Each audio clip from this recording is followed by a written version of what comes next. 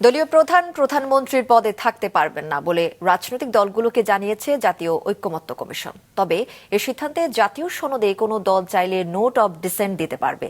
Foreign service একাডেমিতে জাতীয় ঐকমত্য কমিশনের সঙ্গে রাজনৈতিক দলগুলোর 17তম দিনের আলোচনার শুরুতে এসব কথা জানান সহ সভাপতি অধ্যাপক আলী রিয়াজ। তিনি বলেন, প্রধানমন্ত্রী পদে দলীয় প্রধান থাকতে পারবেন না বলে অধিকাংশ দল একমত হয়েছে। কিছু দল এ বিষয়ে ভিন্ন মত ব্যক্ত করেছেন।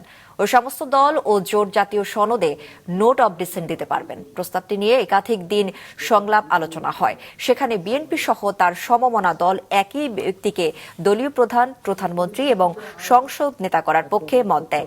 জামায়াত, এনসিপি সহ অধিকাংশ দল দলীয় প্রধানকে প্রধানমন্ত্রী করার বিপক্ষে মত দেন। আজকে আলোচনা চলছে তত্ত্বাবধায়ক সরকার গঠন নিয়ে। বিমান দুর্ঘটনায় হতাহতের ঘটনায় শোক প্রস্তাব আনা হয়। আলোচনার শুরুতে করা হয় দোয়া।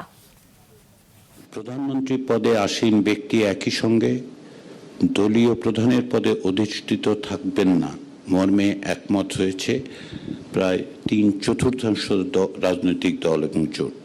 আমরা অতীতে যেভাবে সিদ্ধান্ত গ্রহণের ক্ষেত্রে নোট অফ ডিসেন্টের ব্যবস্থাটা রেখেছি, সেই বিবেচনা থেকে আমরা বলছি যে কিছু দল এবং জোট এই বিষয়ে জাতীয় সনদে তাদের ভিন্ন মত অর্থাৎ নোট অফ ডিসেন্ট দিতে পারবেন।